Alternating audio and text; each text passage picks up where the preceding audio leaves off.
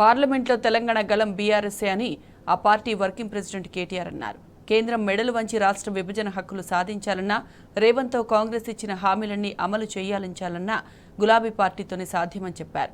కూకట్పల్లి, కుత్బుల్లాపూర్ సన్నాహక సమావేశాల్లో రాష్ట్ర ప్రజలను, బీఆర్ఎస్ శ్రేణులను కేటీఆర్ అప్రమత్తం చేశారు. పార్లమెంటు ఎన్నికల్లో బీఆర్ఎస్ పార్టీని గెలిపించాలని పిలుపునిచ్చారు.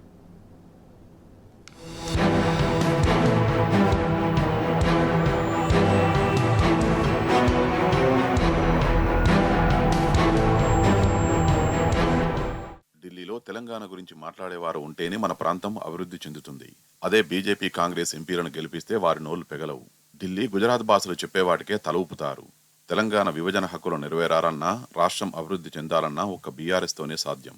అంతేకాదు, తెలంగాణలో రేవంత్ సర్కార్ ఇచ్చిన హామీల్ని అమలు చేయించాలన్నా గులాబీ పార్టీ ఎంపీ అభ్యర్థులను గెలిపించుకోవడం రాష్ట్ర ప్రజలకు తప్పనిసరి. అందుకు ఈ పార్లమెంటు ఎన్నికలే సరైన అవకాశం. ఈ నేపథ్యంలో మేడ్చల్, మల్కాజిగిరి జిల్లా కూకట్పల్లి, కుత్బుల్లాపూర్ నియోజకవర్గాల్లో బీఆర్ఎస్ పార్లమెంటు ఎన్నికల సన్నాహక సమావేశాలు జరిగాయి. వీటిలో కేటీఆర్ పాల్గొని రాష్ట్ర ప్రజలు బీఆర్ఎస్ శ్రేణుల్ని అప్రమత్తం చేశారు. ఈ సమావేశంలో ఎమ్మెల్యేలు Madhavaram Krishna Rao, KP Vivekanand, MLC Shambipur Raju, health city chairman Chamakura Bhadra Reddy తదితరులు పాల్గొన్నారు.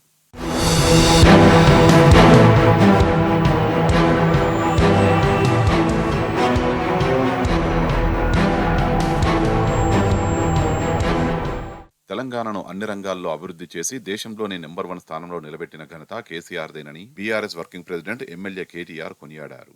10 ఏళ్లలో ప్రధాని మోదీ ఒక్క రూపాయి ఇవ్వకున్నా రాష్ట్రాన్ని కేసీఆర్ అభివృద్ధి చేయలేదా అని ప్రశ్నించారు. కాంగ్రెస్ ప్రభుత్వం 50 రోజుల్లోనే ప్రజలకు విసుగు తెప్పిస్తున్నదని చెప్పారు. హస్తం పార్టీ ఇచ్చిన ఎన్నికల హామీలను అమలుపరిచేలా ఒత్తిడి తేవాలంటే బీఆర్ఎస్ అభ్యర్థులను అధిక స్థానాల్లో గెలిపించాలని కోరారు. హామీల అమలుపై కాంగ్రెస్ చేతులెత్తేస్తున్న పరిస్థితుల్లో పార్లమెంటు ఎన్నికల్లో ఆ పార్టీ అభ్యర్థులకు ప్రజలు తగిన బుద్ధి చెప్పాలని పిలుపునిచ్చారు. కాంగ్రెస్ ప్రభుత్వం ప్రజల్ని ఇబ్బందులకు గురిచేస్తే ప్రజల తరపున పోరాడతామని హెచ్చరించారు. పార్లమెంటులో తెలంగాణ గలం వినిపించే ధైర్యం గులాబీ జెండాకే ఉన్నదని స్పష్టం చేశారు. కేంద్రానికి తలూపే బీజేపీ, కాంగ్రెస్ ఎంపీలను గెలిపిస్తే తెలంగాణ ఆగమవుతుందని, డూడు బసవన్నల్లాంటి అభ్యర్థులను కాకుండా తెలంగాణ ప్రజల హక్కుల కోసం ధైర్యంగా కొట్లాడే బీఆర్ఎస్ ను గెలిపించాలని విజ్ఞప్తి చేశారు. తెలంగాణకు రావాల్సిన హక్కులు పొందేందుకు పార్లమెంటు ఎన్నికల్లో అత్యధిక ఎంపీ స్థానాలను గెలిపించుకునేలా పార్టీ శ్రేణులు కృషి చేయాలని కేటీఆర్ పిలుపునిచ్చారు.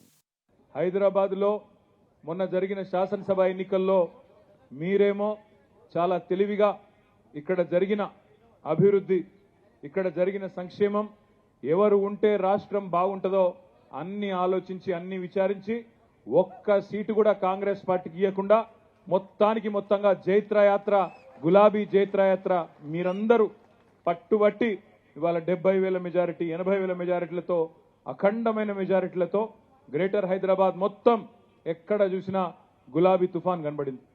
కానీ దురదృష్టవశాత్తు కొన్ని గ్రామీణ ప్రాంతాల్లో, జిల్లాలలో మరి కాంగ్రెస్ పార్టీ చెప్పిన మాయమాటలు నమ్మి, కాంగ్రెస్ పార్టీ ఇచ్చిన 420 హామీలను నమ్మి కొంతమంది అక్కడ ఇక్కడ మా ఆడబిడ్డలు, అన్నదమ్ముళ్ళు కొంత కన్ఫ్యూజ్ అయ్యి కొంత స్వల్ప తేడాతోనే మనం ఓటమి పాల్గొనడం జరిగింది.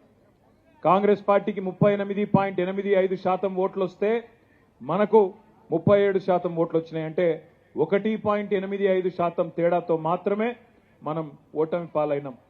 సరే, మనకు 39 సీట్లు వచ్చినాయి, వాళ్ళకు 64 సీట్లు వచ్చినాయి.